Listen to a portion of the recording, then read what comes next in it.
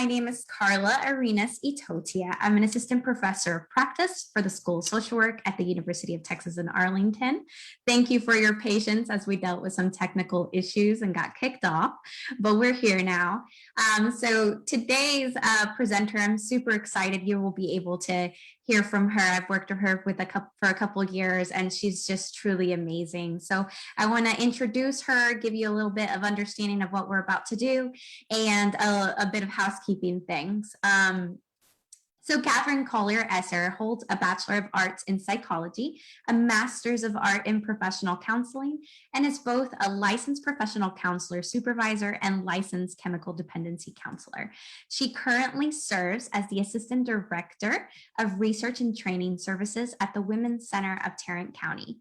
Catherine began working at the Women's Center as a therapist in 2014 and moved into her current position, in which she helps to end and prevent sexual assault in the community through managing the community education team of the Rape Crisis Center and providing professional and adult trainings on interpersonal violence issues and overseeing Play It Safe, the child abuse prevention program of the Women's Center. I just realized you don't see me. Let me turn on my camera. There we go.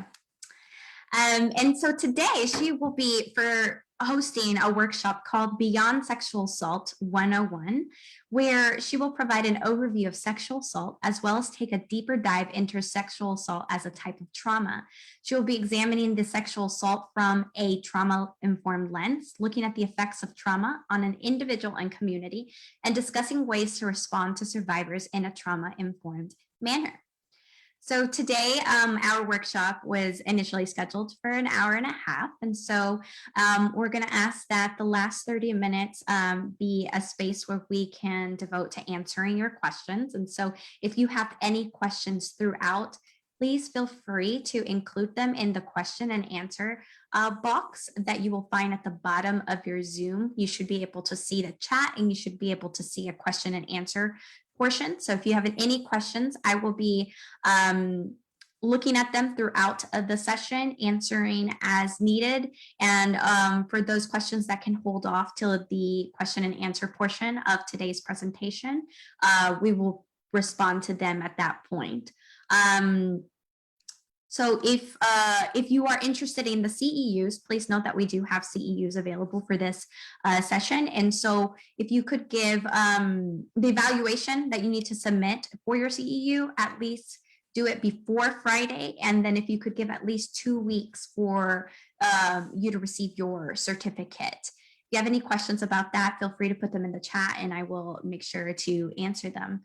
So at this point, I want to give it back to Catherine, and thank you so much for being here and taking the time to talk to us about this very important, sensitive topic and raising awareness on it in a very important month.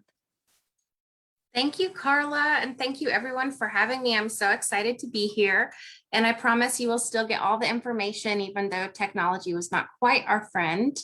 I'm looking forward to hearing your questions and your comments, and like Carla said, we will address those all at the end. But let's go ahead and jump in. So April is Sexual Assault Awareness and Prevention Month, and so we are doing all kinds of events like these for other universities and colleges in the community, and we're selling our Hope Starts Here shirts to hopefully keep Tarrant teal and raising awareness for these really important issues during this month. Just a quick disclaimer. This presentation and the information put together is not a reflection of the opinions of our funders. This is solely the opinion of us at the Women's Center. And who is the Women's Center? Well, so y'all know about our resources. We are a nonprofit located in both Fort Worth and in Arlington, and we have 3 main departments. We have our Employment Solutions Department, which helps men and women who are either unemployed or underemployed. So we help people get a job or get training to get a better paying job. We also have our General Counseling Department, which is just what it sounds like. We provide general counseling for general mental health issues. So things like grief, loss, anxiety, divorce. We also work with the homeless population throughout Tarrant County and the elderly and aging through a program called Pearls. And then our third and largest department is the one that I am a part of, and that is our Rape Crisis and Victim Services Department. We are the Rape Crisis Center for Tarrant County, and what that means is that we provide free and confidential services to men, women, and children who have been victims of sexual assault and abuse or any other kind of violent crime. And one of the things that we know about sexual assault is that it is a trauma, and we're going to talk about that today. But when something is traumatic, it doesn't just affect that primary victim or survivor who experiences it. It also affects the support system, the friends, and even the community. So we're able to provide our services to people who we call secondary survivors, which is the support system of the survivor as well, so that they can help overcome their trauma. And the services we provide are case management, counseling. We have an attorney on staff for our clients. We have a 24-hour crisis hotline. We respond to the hospital for recent sexual assaults. And then, like Carla said, I oversee our violence prevention and education section of the Rape Crisis Department. I'm excited, though, today to be here to talk to you about all of these issues. And these are our objectives, but what I really, really hope, and what I always try to instill in people, especially people studying help in the helping profession world, is that working with sexual assault survivors and working in this field is such an honor. And if I can just make one of you feel like this is something you would want to do and make it less scary to work in and be a part of, then that would be my objective and goal. But if there are any other thoughts that you have about things you want to learn, please feel free to put them down, and hopefully I will address them. But if not, I could always address them at the end. So again, I look forward to hearing your questions and comments and hope this is helpful and insightful for you. So let's start at the beginning. What are we talking about? I know some of you probably do know all the definitions of sexual assault and abuse and trauma and consent, but I always just find it's really helpful to just give us a basic understanding so that we're on the same page. So when we're talking about sexual assault, we're really talking about, in Texas, rape. And sexual assault in Texas is oral, anal, or vaginal penetration with a body part or an object, or it's being made to penetrate someone else with a sexual organ. In general, it's sex without consent, when consent has been withdrawn, or when consent was gained through coercion. And with that consent, the difference really between sex and sexual assault is that dividing line. Did somebody say yes? Was their yes free of coercion? Did they hesitate? Did they not say anything at all? Because if it was consent gained or consent that was silent, gained through coercion or silent, then that was not consent that was freely given. And that's what we really try to help people understand, is that when we're talking about consent, we're talking about the presence of a yes free of coercion. And the coercion piece I keep talking about is important because this was actually not added into the law until 2017. And we're so excited that it was, because technically, if consent was gained through coercion before then, it might not have been able to be prosecuted. A crime might not have been able to be prosecuted as sexual assault. So when we're looking at coercion, what we're talking about is when somebody is trying to extort, maybe threatening to release nudes or sexual images in order to gain consent, or threatening somebody in order to gain consent. Some basic things that we think of when we think of coercion are if someone's in a relationship, just constantly badgering somebody about, if you don't give it to me, I'll get it from someone else, and starting to instill some of that emotional and verbal violence. We also see things like, well, I know you've slept with all these people, why won't you sleep with me? Or if you love me, you would do this. And there's all other kinds of ways that people try and coerce others to try and gain that consent. But again, true consent cannot be given through coercion. So how often does sexual assault happen? Y'all, I'm working from home today with my animals. So that was my dog, Rufus, embarrassing me.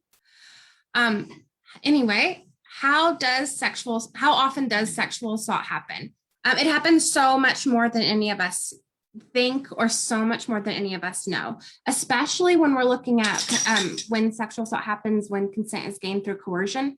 But in general, in the state of Texas, 2 in 5 women and 1 in 5 men report experiencing sexual assault at some point in their lifetime, which I think is astonishing. This most recent statistic came out about 5 years ago now, and the original report that it built upon came out in 2003. That report said that 1 in 5 women and 1 in 20 men would experience sexual assault. But now we're seeing these huge numbers. So I do have a quick question. You could drop your answer in the chat if you want. But do you think that that means sexual assault is increasing? If the numbers have gone from 1 in 5 women to 2 in 5 women and 1 in 20 men to 1 in 5 men, do you think that we are seeing more sexual assault in Texas?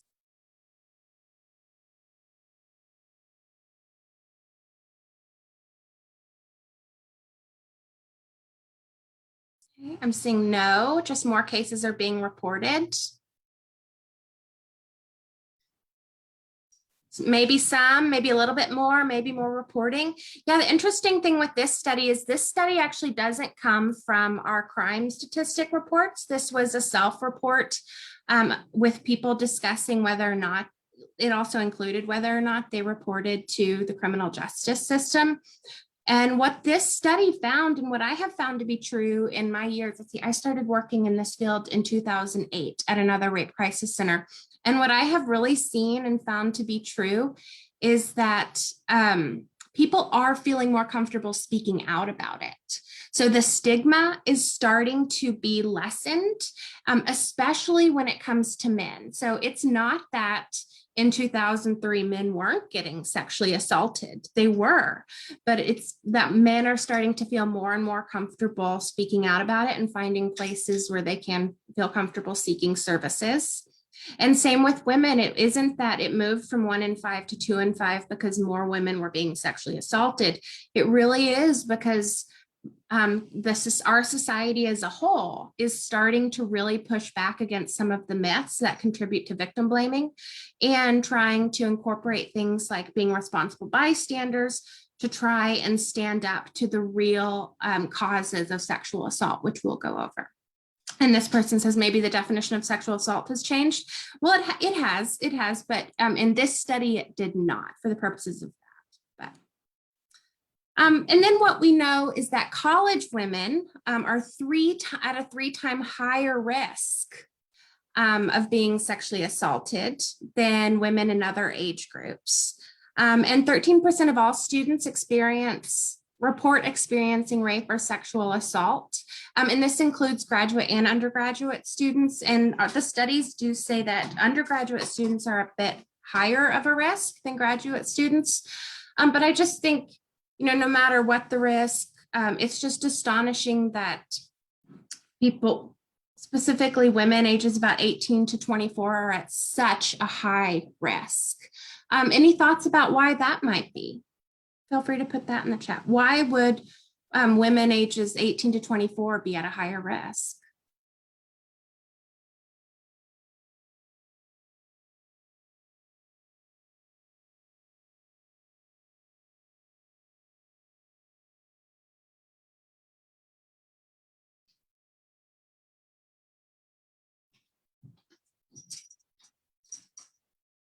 Well, I don't have a real answer for you. I was trying to give it a little bit of time to see if anybody had some thoughts. But I do see less experience. Men in that age group have less maturity, college life, new to independent living. It really does boil down. There's not really one specific thing, but it really does all boil down to it's a time in a life where there are a lot of transitions, and it's moving from living maybe like under your parent or caregiver's roof to mostly trying to be on your own. And it's just a more vulnerable time in a lot of people's lives.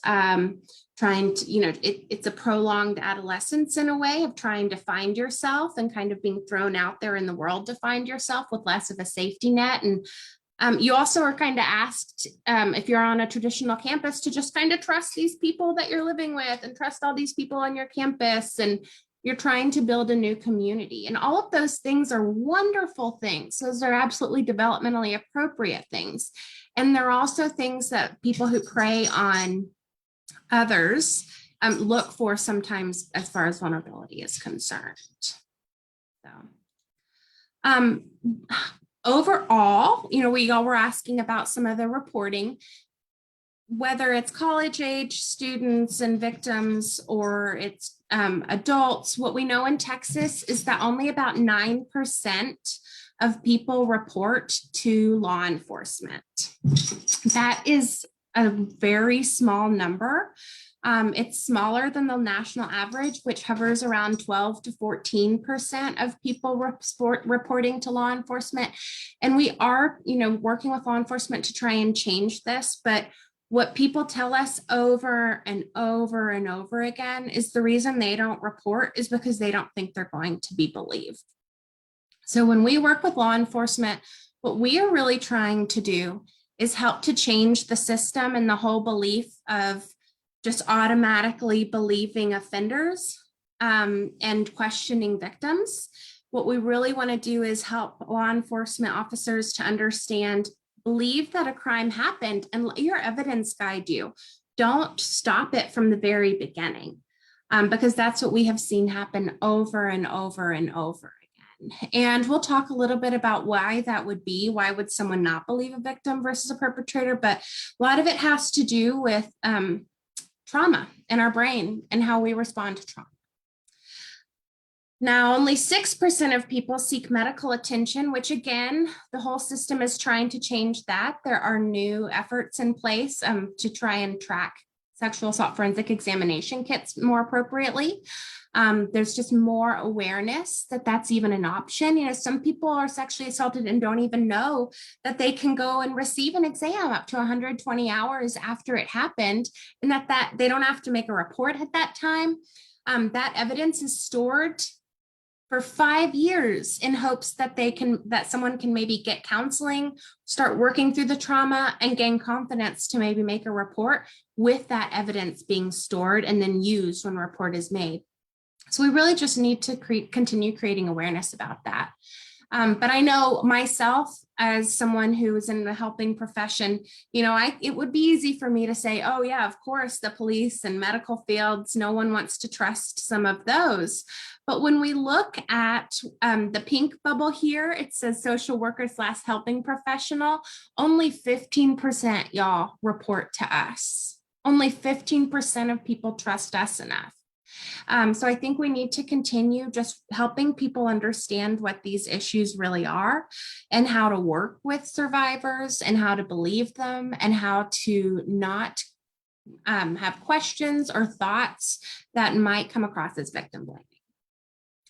Now, the big bubbles, I think, are amazing because it tells us that people are not just holding this in forever. They are telling somebody, but the majority of the time they're telling their friends and they're telling their family members, okay? And that's great because that tells us those are people in their life who they can trust.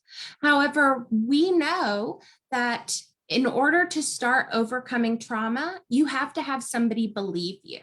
And so if that family member or that friend doesn't respond from a place of belief, then a lot of times the survivor will stop, think about it, and not choose to continue seeking services or seeking help to overcome the trauma. So it's not just law enforcement and professionals that we want to try and help better understand sexual assault. It really is all people, because a survivor can tell anybody, whoever they trust. And it is such an honor when somebody trusts you enough to tell them that this horrible crime happened to them.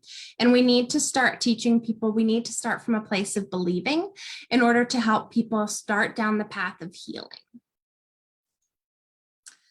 So those are just some basic definitions and a quick overview. But I like to put this sexual violence continuum up because there's all other kinds of sexual violence that happen to people day in and day out. It isn't just that Texas definition in a box of rape. If you look at this continuum of sexual violence, you know, it goes all the way. We have voyeurism in there, sexual harassment, rape is in there, includes date rape and breaks it down in different ways. All of these happen to people all the time. And most of the time, people don't experience just one of these things. In fact, if you look at those little bubbles, that rape bubble alone, just that one, in Texas, 63% of people report experiencing rape multiple times, okay, at least one other time. And a lot of times people have experienced one of the other things throughout their life as well. This is going to be important because when we're looking at trauma, we really need to look at not just the one thing that someone has experienced, but the whole of what someone has experienced to really understand what they have gone through throughout their life and to work with them in that more trauma-informed manner, okay? Now, I did talk to y'all, you know, I said that we're trying to change things in systems. We want to try and educate the community about the real causes of sexual violence.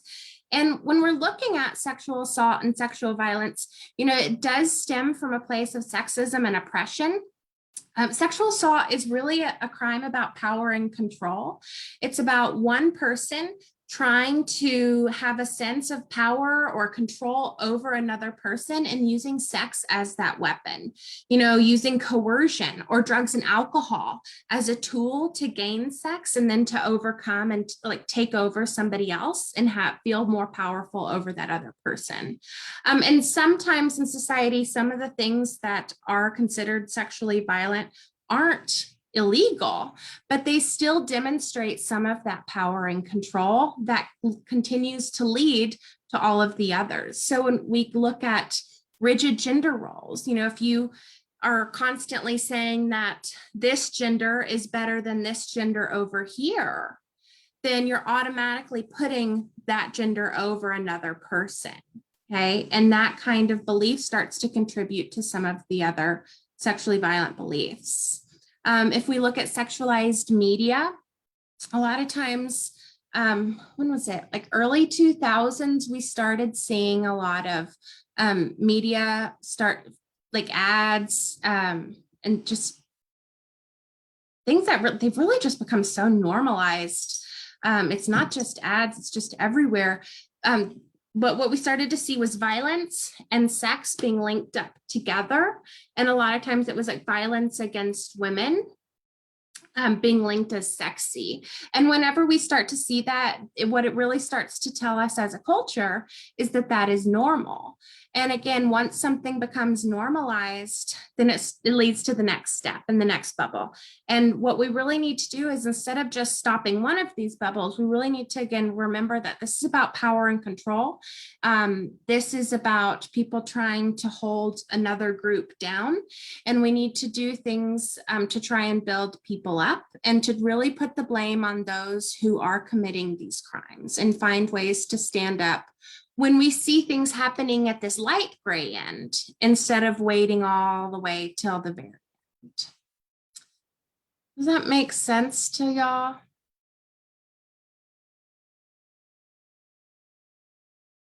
So no matter what the definition is that you're going on, oh, sorry.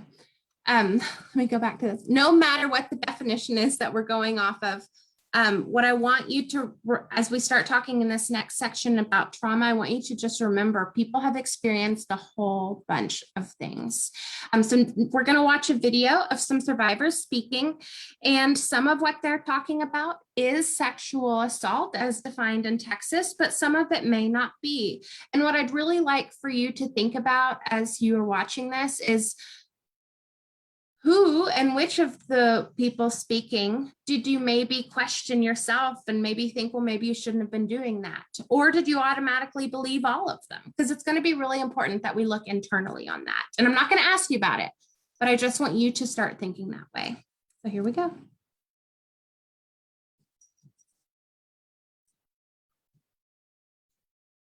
I was 22 when I was raped. I was 19. I was 20. I didn't report it for, 1,000 reasons, a million reasons.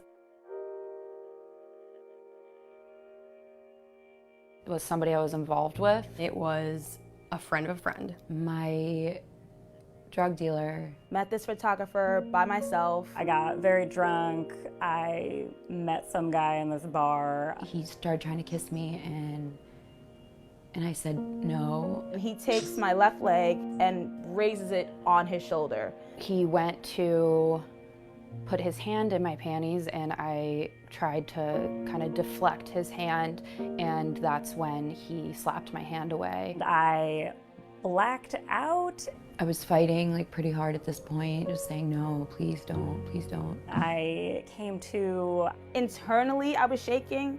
I was really trying to look as calm as possible. And I could tell that something that I hadn't wanted to happen happened. He held me down and he forced himself inside me. I was being pleasant and nice just so I could remain safe and get out of there. And I kind of just ran out into the street with like my pants on inside out and my shoes off. And he sat up and he looked at me, and that was, I guess, the scariest moment for me, because I could tell he was deciding whether he was actually going to stop or not. And that was the moment that I realized that I had thought I was in control of a situation that I was not in control of at all. And I blame myself for putting myself in that situation. I knew that I had no proof. I could hear people's judgment saying, well, why did you do that? It was your fault. I was still in like physical pain from this and sitting there going, oh, well, no one's gonna believe me. It was my word against his. Everyone was just gonna go, this girl just, slept with this guy and changed her mind. I wasn't the perfect victim. I figured, who's gonna believe some cokehead college girl? I didn't try to fight him off, or I didn't slap him around, or, I didn't pick up the phone and call 911. I didn't know that I was important enough to draw boundaries around what people could and couldn't do with my body. Who wants to come forward with the literal most violating thing that can happen to you, relive it, and then have people telling you that you're making it up? I thought I would just be better off trying to put this behind me. I couldn't imagine pressing charges and then having to sit in a courtroom and look at his face over and over. I thought, well, that's giving him what he wants. I'm spending more time on him, or spending more energy on this. I imagine, and I think rightfully so, that it would have been more traumatizing for me in many ways had I reported it. It's up to a survivor to decide what they do with their story. It's up to them if they want to report it or not. I don't want this to be a part of who I am. I hated myself a lot at the time. We are violated, we are harassed, we are touched, we are trapped, we're scared. And we just take a chip on the shoulder and we keep our lives going, and that's not fair to us. And I think it would be wrong to tell them that they don't get to decide what happens next. So there are a lot of things I like about that short clip and listening to the survivors, but the biggest things that I hope you took away were, as people were telling their story, again, did you yourself find yourself saying, well, you shouldn't have been doing that? Or were you more accepting and understanding? And were you able to kind of hear how each of them started blaming themselves as soon as it happened? The one woman was talking about how she was running down the street, trying to pull her pants up, trying to escape, and just knew nobody would believe her.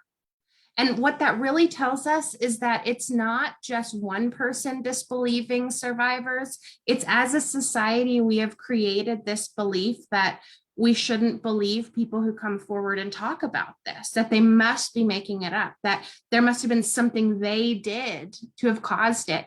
And none of that is true. There is nothing you can do, nothing.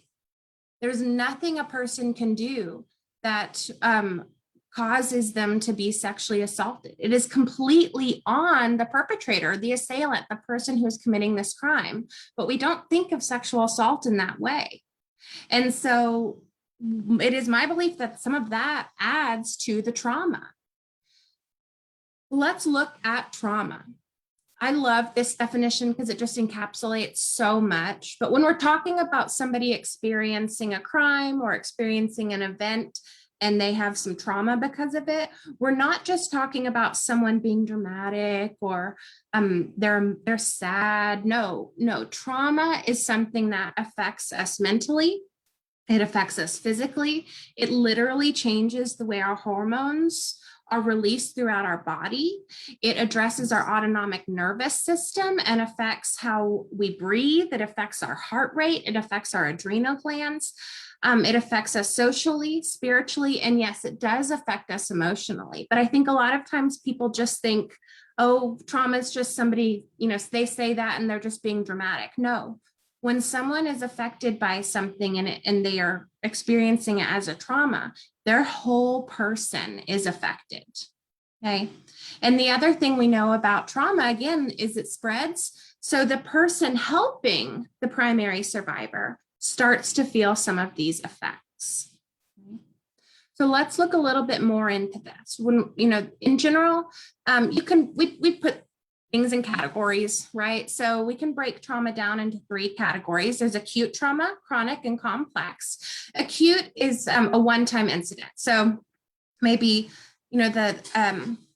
maybe a college student is sexually assaulted one time and they haven't experienced any other trauma in their life. That would be acute. Chronic is whenever somebody experiences the same type of traumatic event over and over again. So witnessing family violence in the home, maybe someone in the military experiencing the same thing over and over again, the same kind of traumatic event. But we actually know most people experience complex trauma. Complex trauma is experiencing more than one type of event, and it's often more than one time. So remember when I showed you the sexual violence continuum and I said that rate bubble, 63% of sexual assault survivors in Texas report experiencing sexual assault more than one time. So that could put us into maybe chronic, but then we also know there are other things that go on in somebody's life and that automatically bumps them to complex. And that's just with sexual assault. That's not looking at any other kind of crime. So I don't know if y'all are planning, those of you watching, if you're planning on working with survivors ever in a direct way, or if you're wanting to do indirect work. But I just want you to understand either way that we're not talking about people who usually have experienced one thing. We're talking about people who have experienced many, many things. And we have to see them and see all of that in order to see them as a whole person. Because what happens when someone has experienced complex trauma is it makes it more difficult to heal. And until all of those traumas are addressed, they'll get stuck with usually they get stuck at the one that started first, okay? But what happens is people just start having these things happen to them. It just starts piling on, and they finally come and seek help for this. But really, we need to be looking at all this, okay, in order to really help healing happen. Another study that really just looks at all of the different kinds of traumas people experience is the Adverse Childhood Experiences Study. This was a study that was done originally in 1997, but y'all, it's been replicated year after year after year throughout many modalities, throughout different agencies, and you can see the updates on the CDC website if you want more information. I just wanted to touch base with it a little bit because what the Adverse Childhood Experiences Study showed us is that multiple people experience issues in childhood. They call them adverse childhood experiences, such as child sexual abuse, witnessing family violence in the home, physical abuse, having a parent who's incarcerated, living in a community where there is a lot of violence. And the more of these experiences you have, the greater likelihood that you will have problems socially and emotionally, developmentally. There's even been found a link with the more ACEs you have, then certain diseases will start to pop up later in life. And there's also been a link to early death. We also need to look though at ACEs at what is happening in our different systems. You know, is someone part of a race that has been discriminated against because of structural racism? Is somebody part of intergenerational trauma that has been going on generation after generation for years and years? You know, we need to look at these things too, not just what the person experienced, but also what their community and what their family has, if we're really going to take a look at ACEs. I will say this about ACEs. If you ever want to take your ACE score, I highly encourage it, because, you know, we can't help others unless we know ourselves, is my belief. But please don't just take your ACE score. I always encourage people to also take something called a HOPE score.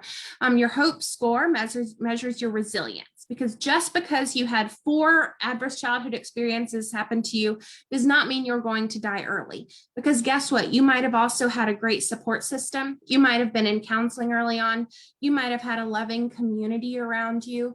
You might have had people that always believed you. And all of those things build resilience and can counter those ACEs. Okay, so this is not something that is just going to predict your future. It's really just a tool to help kind of guide and understand that things we experience don't just affect us emotionally.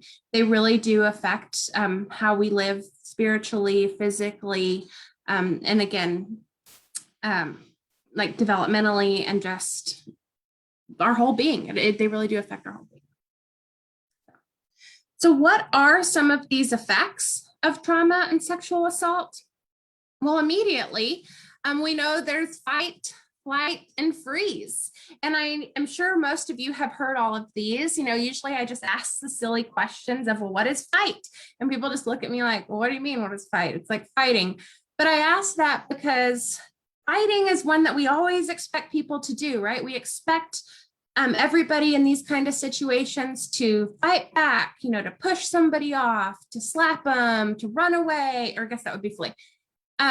You know, even one of the women in the video said, well, I didn't want to come forward because I didn't do anything to stop it, right? We expect all these people to fight, but some people flee. Some people are able to run away. Some people are able to sneak out or get out of the situation as best they can. But a lot of people, y'all, freeze. And it's not really our choice. These immediate responses are subconscious. We each respond in different ways to danger. And a lot of it has to do with experiences we had growing up, or similar things that we even saw our friends go through, you know. And do we feel safe enough in this situation? It's not a conscious thing. You know, if somebody comes at me, I'm not going, okay, well, they're 6'4". They look like they weigh about this much. I weigh this much. This is how strong I am. You don't sit there and do that. You'd be dead like that, right? It's subconscious. Your body just does it. Like literally, so different hormones are released for your body to participate in one of these things, okay? But freezing gets such a bad rap in our society. You know, we think, well, why would you have just laid there? If it really happened, why didn't you do anything? And it's because people are surviving. They're trying to get through that moment. And once again, it doesn't matter how that survivor responded. It is not their fault, right? That person shouldn't have been sexually assaulting them in the first place, okay? So these are the first immediate responses. And we do find a lot of times, even just in society in general, that when people when they freeze, it's harder for them to feel like they can come forward and seek help because they take on some of that blame. Okay. Trauma causes toxic stress in our body. And y'all, stress is good. I know you're in school right now and it is so stressful, but stress can motivate us. Stress can get us out of dangerous situations. Stress helps release some of those hormones to be able to move forward and finish quickly. It tells us when we're in danger, it gets our heart rate going, but too much stress becomes toxic on our body.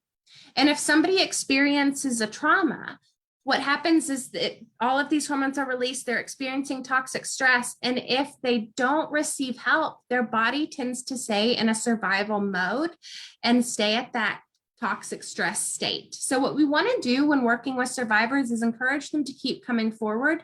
And we really want to try and start lessening that toxic stress so that they can focus on being alive, not just surviving, but being alive and being here.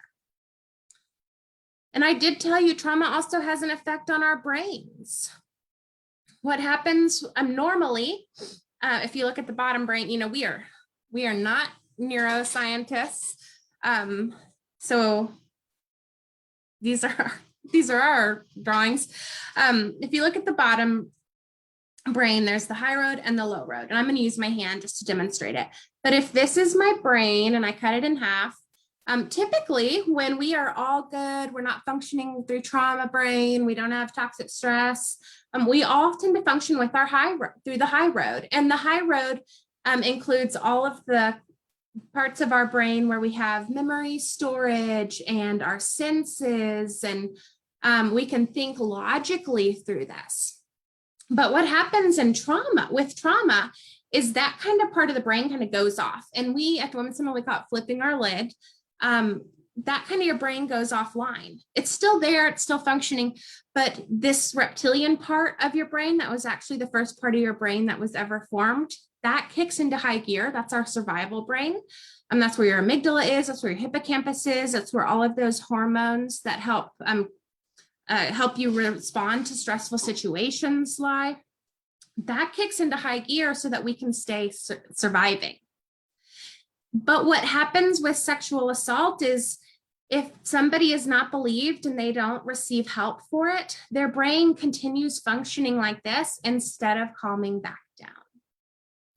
And it's hard for people to be believed when they report this, because when you're in this survival mode, you are remembering what has happened. Your memories are getting stored, but they're not getting stored chronologically or logically because this upper part of our brain is turned off.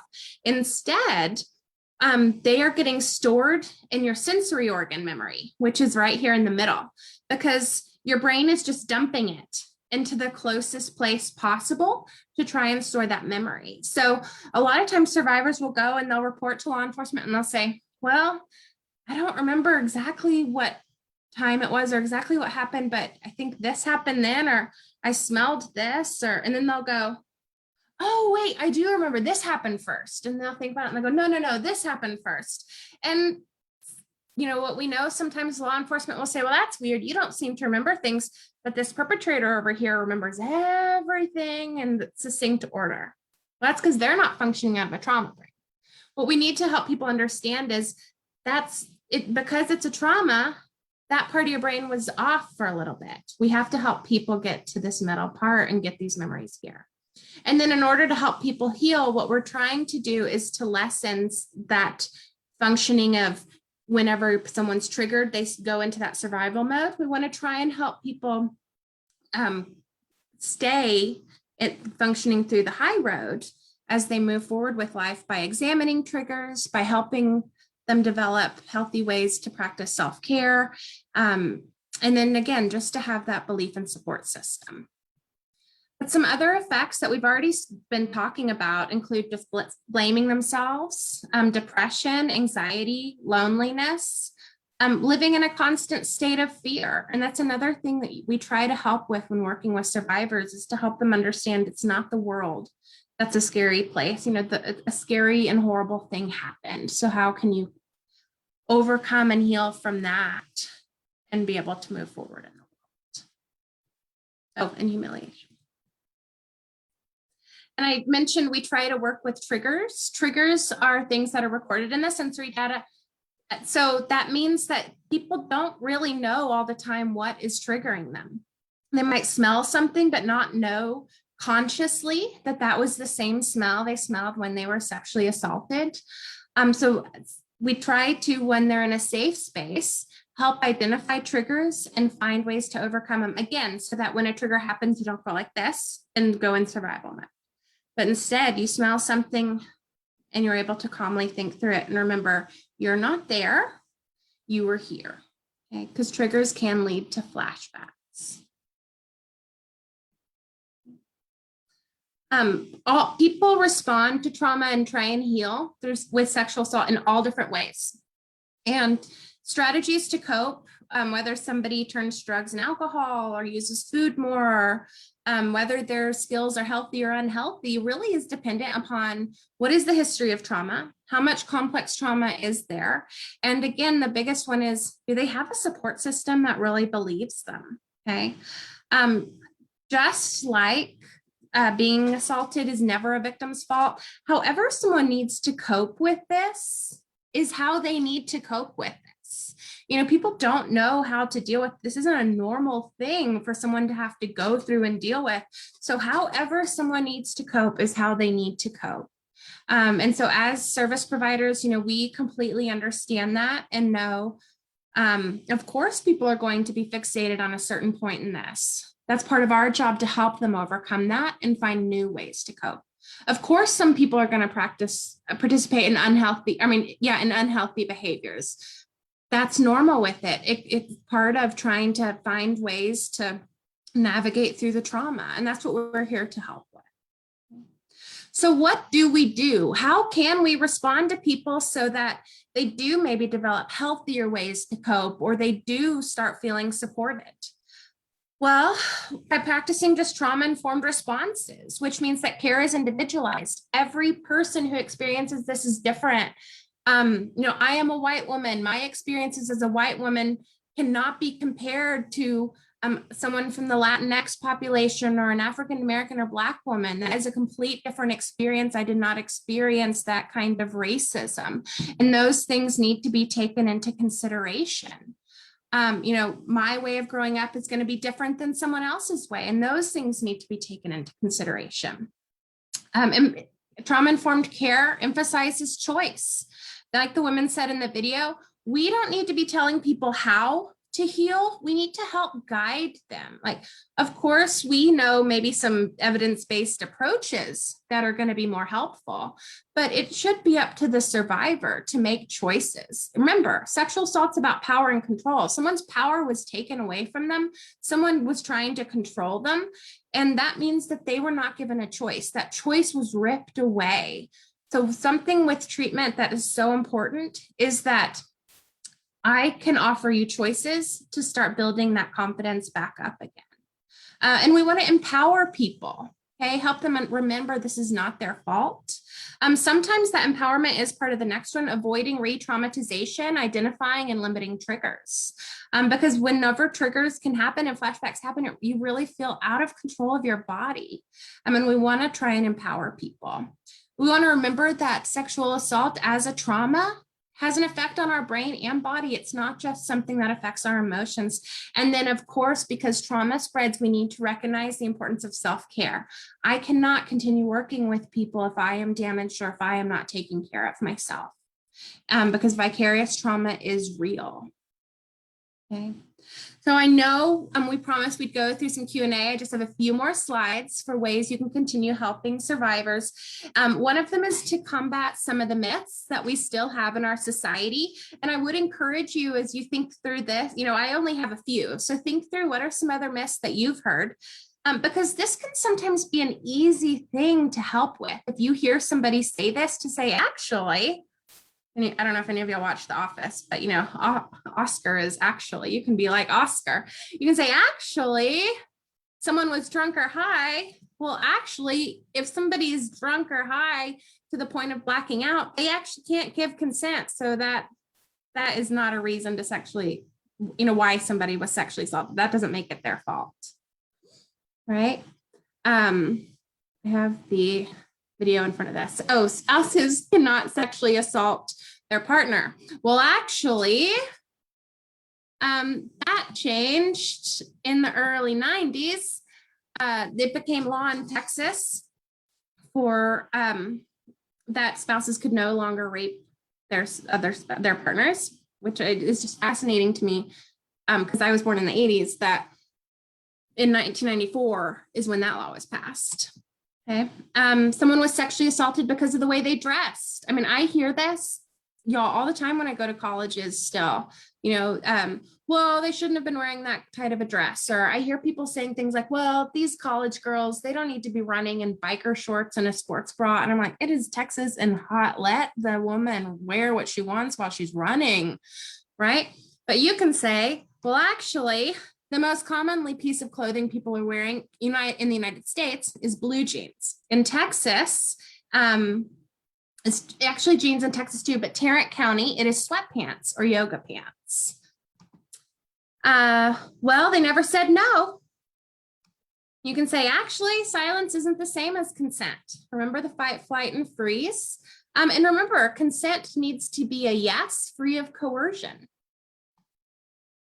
People falsely report sexual assault all the time. That is just not true. Actually, the rate of false reporting for sexual assault is the same as any other kind of crime. That includes car robberies, that includes house burglaries, and that's about 2.5%. People are not making this up. And then the other thing you can do is help change the narrative. So what that means is try to switch your own brain from just normal things that we have been taught as a society to a more trauma-informed approach. So instead of saying, what is wrong with you? What is so wrong with that person? Thinking, what happened to them? Why can't they get it together? Why can't they get over this? Why can't they get their life together? Starting to think, what needs are not being met? And then maybe how can you help them get those needs met? Instead of thinking, oh gosh, why would they do that? Why would they get drunk? That's what happened, and then they were sexually assaulted. Why would they even do that again? You can ask them, help me understand. Or you can even just think to yourself, maybe that's the way they are coping with this. Okay. Instead of asking somebody just point blank, well, what were you wearing? What were you wearing when this happened to you? We're not investigators. I don't need to know that. If you are an investigator, the way you could say it is, I need to gather evidence. Would you be willing to provide the clothes you're wearing? But other than that, if you're not an investigator, you don't nearly need to even know that information. And the reason why we worded it this way is because if you're an investigator, you might need the clothes as evidence, right? But because somebody against power has been taken away, we want to give them information, because giving information helps them understand the choices they have. So by saying, I'm collecting this for evidence, can you tell me what you were wearing? That can help empower. Okay. But in general, we always want to start with believing. And so one thing you can always follow, this is called the Baser model, is to believe people and let somebody know, I believe what you are telling me. Affirm them. Let them know you're glad that they told you. Some people will tell and then be embarrassed that you know the secret about them. So let them know you're glad that they trusted you with this. Offer some support in letting survivors know this was not their fault. And help empower so that they know they're not alone. Let them know there are some things that people in the community can do to help. You as a friend can help. And then refer. You do not have to help people alone. There are people out there who are trained to dive into this deeper.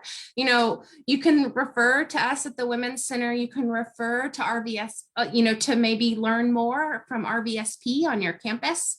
You can refer to the Title IX office. You can refer to other counseling agencies, but just know you are not alone and the survivor is not alone, and you don't have to carry this alone. Okay. And then I put this slide in just as a last slide because I had mentioned it early on.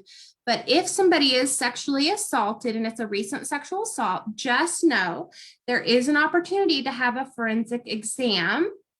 And in Texas, people have up to 120 hours to have this exam. Because this is a crime, this is to collect evidence. Remember, as a crime with a sexual assault, the survivor's body is the crime scene. So the evidence will be collected off of the body. We do recommend that people not eat, drink, or brush their teeth or take a shower before having the exam. However, even if people do, because that's such a normal thing when something like this happens, you want to just be clean as you can. A lot of times they can still find some evidence. Okay. If someone wants to change their clothes, please try and bring the clothes with them or with you to the hospital in a paper bag, because plastic will like start to add like mildew and destroy the evidence. And the other thing about the sexual assault exam, y'all, is it's collecting evidence to help hold up the survivor's story. In Texas, again, we know that people might not want to report right away. So you can go into a hospital and say that this happened, but that you don't want to make a report, and a non-report exam will happen. If it's a report, law enforcement will show up and take a statement. If it's non-report, just this evidence will be collected, and then it's stored in the main DPS warehouse in Houston for up to 5 years. Okay. So that is all I have. That was quick. It took me a little over our 3 o'clock time, but we are ready for some questions. I have a question for you. Yes, in the ma'am. Chat. And so it says, I'm curious as to why there are not any groups for rape survivors past the immediate trauma. I know if someone is within the first 6 to 9 months past a rape, they can find support groups. If much past, I think after that is what they mean, there aren't any groups available. Is there a reason why? I am not sure where you have looked, and I wouldn't say there is a reason why. I would say that probably certain places, maybe they're just doing like immediate trauma work versus maybe postponed trauma, like someone going for help for that. I can tell you right now at our agency, because of COVID, our groups are just pre-recorded sessions that we've sent out. But we've had groups for what we call delayed trauma before. And we've had groups for delayed child sexual abuse trauma. So it really just depends on where you look. Okay, I have another one for you. So someone could go get a SANE exam and they can't state they don't want it to be reported. And then presumably in the future, if they wanted it reported, the evidence would still be there within 5 years. That's correct.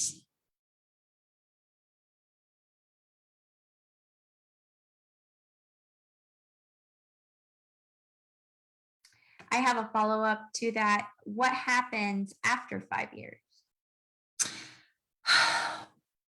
Because of space reasons, some pieces may be destroyed, but what they're trying to do with a lot of the kit tracking is going ahead and running them so that the evidence, like the DNA, is then just posted in what is called CODIS. It's a DNA tracking system. But the other cool update from the past legislative session in 2019 is that Texas did adopt a kit tracking system that's similar to like tracking your packages on Amazon. So survivors can go in and log, they can log in, they're given the private confidential number for their own case, and they can see where in the process the kit is. Neat.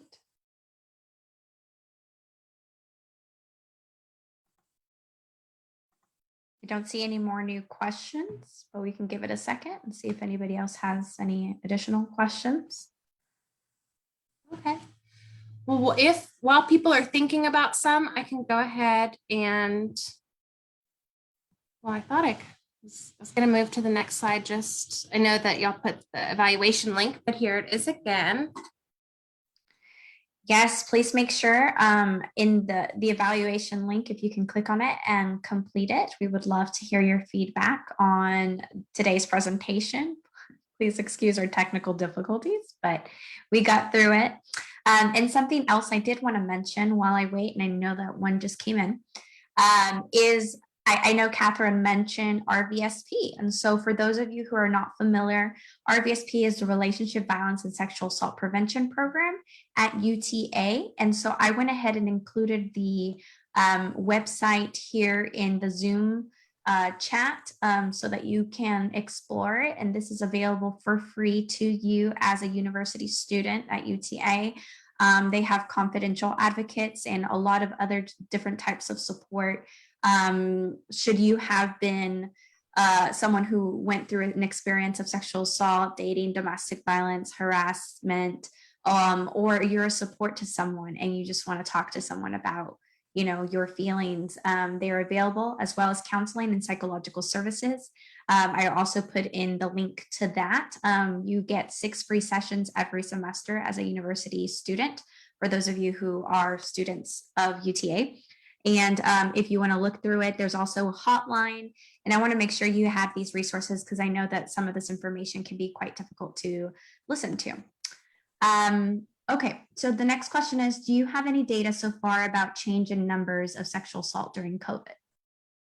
I don't have any change in numbers for our services or anybody else's, actually, because everybody's still kind of collecting some of that data. What I can tell you anecdotally is that our hotline numbers have increased. A lot of our partners, as well as us, have seen not necessarily an increase in sexual assault, but there seems to be an increase in violence, especially with child sexual abuse, child physical abuse, and adult sexual assault. We've responded to more violent cases that have involved things such as strangulation, use of gun as a weapon for an aggravated sexual assault than we have in the more recent past. And I would also like to add that specifically with domestic violence, during the pandemic, there was a significant increase in concerns and violence as well. As you think about how many people who are being victimized in this way are being victimized by somebody that they know and they trust, and often that is within your own home. And so if it's not safe to go out due to COVID or other reasons, and you find yourself not going to work, you're not going, you're working from home, you're not going to school because of COVID, you might not have the time away that you would have had from the person who's typically the abuser. And so there's definitely been an increase of concern in regards to that, and concerns in regards to shelters. Absolutely. Okay. We have another one. I think we have all heard about how long some of these cases are backed up in different areas of the country. How do we encourage survivors or victims to make reports when they feel like their kit could take years to be evaluated before justice can be served? That is a great question. What I can tell you in Tarrant County is actually Tarrant County and Texas in general are actually doing pretty good. We're actually not as far behind. Like you heard about some of the places in the Midwest, California, actually some counties in California, some counties like in Michigan, there were hundreds of thousands of cases that were just left sitting on shelves where evidence was damaged and they were never even processed. Texas did not necessarily have that large of a number, and Tarrant County's been doing a great job. One thing that I would really recommend letting people know is that in Tarrant County, the criminal district attorney has formed an adult sexual assault unit, which is modeled after kind of the crimes against children model, where when a crime is reported and it goes to the DA's office, instead of it going to just any old prosecutor, it goes to somebody who specializes in working with these issues. So this new unit specializes in working with adults who have been sexually assaulted. And there's only 2 prosecutors in that unit.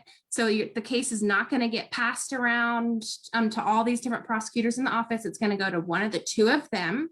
And they receive, they actually help me do trainings across the county on trauma-informed response and trying to change systems with the detectives and law enforcement officers throughout the county. So, I would really encourage and just let them know that there's a lot of work being done to try and help people understand sexual assault as a trauma and how to better respond, whether, no matter what happens to their kit. I have another question.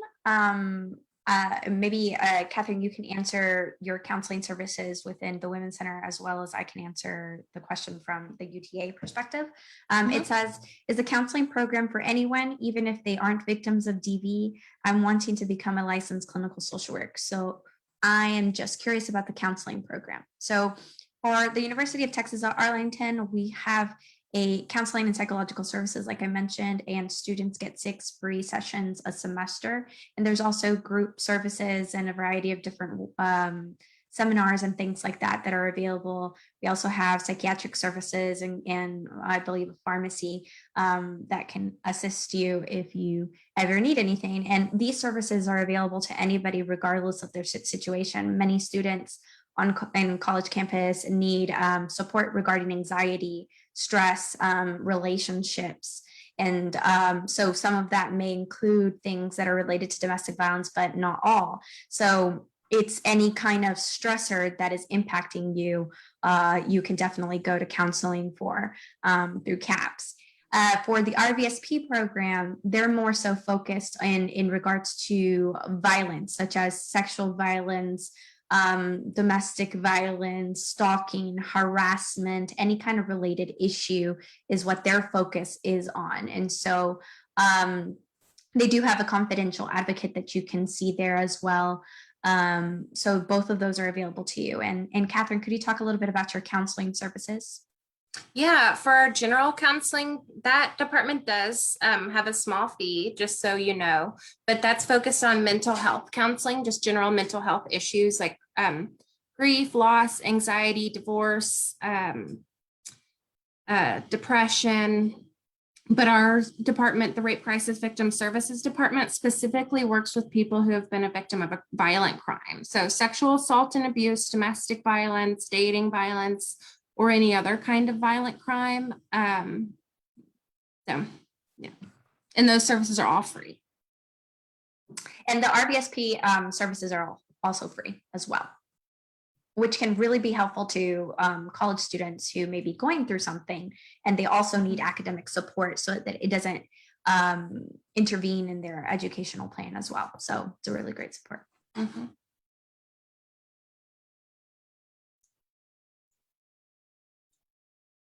Don't have any additional questions at this moment. I think we still have about 10 minutes. Can wait a little bit. Yeah. Well, and I did put my information up here. So if you do have any additional questions or want to learn more about our services, please feel free to email me. That's probably the easiest way while we're still working part remote and part in the office. And I can see that you have a 24-hour crisis hotline available there as well. Yes, it is. For those of you who are interested in keeping that on you, you never know who may need it. That's important. Many of you might have, again, come here for, obviously to learn, but also for a CEU. So make sure that you complete your evaluation and give up to 2 weeks for your CEU to be available. And if you are here because you may be receiving some sort of credit for your class, make sure to have some sort of proof of attendance and submit it to your faculty member. I do have a question here. It says, will this recording be available for future review? Coral, I don't know, could you answer that from the school social work perspective? I believe so, but I want to be sure. So yes, the video will be on our Facebook page. We're live on Facebook as well right now. So even after the event, you can go back to our School of Social Work Facebook page and you can view the video there. I'll drop the link to our Facebook page in the chat.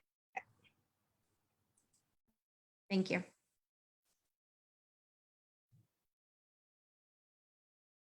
If there's no additional questions, I just want to thank each and every one of you and Catherine, especially for being here and, for speaking to our community about this very sensitive and very important issue that is happening. I think, I don't know what we would do without people who do the work that you do, right? And so, and it's Sexual Assault Awareness Month in April. For October, it's Domestic Violence Awareness Month. And so be on the lookout for events. I know we're towards the end of April now, but there's still definitely a lot of events until the end of April. So please be on the lookout for that. And if you have any questions about this and maybe you didn't get Catherine's information, I'm going to go ahead and put my email in the chat for everybody to see. And if you have questions about these topics, feel free to reach out.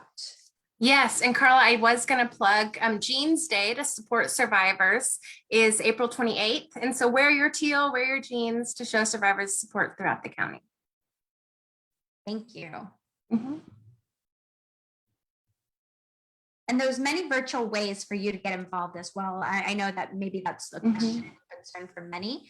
But as COVID has happened, as you know, many events have gone virtual, and so have campaigns and advocacy days and things like that. So COVID does not stop the work. Mm-hmm. All right, well, I don't see any more questions, so I'm gonna just assume that we are good. Coral, any next steps? No, I think you've already addressed everything. Just be sure to complete your evaluation if you need continued education units for social work. Again, make sure you complete that by next Friday, because the survey will close after next Friday, and then allow us 2 weeks from today to get that certificate to you. So other than that, I think we're good, and everyone have a great afternoon. All right, have a good afternoon, everyone. Thanks. Thank you. Bye. Bye.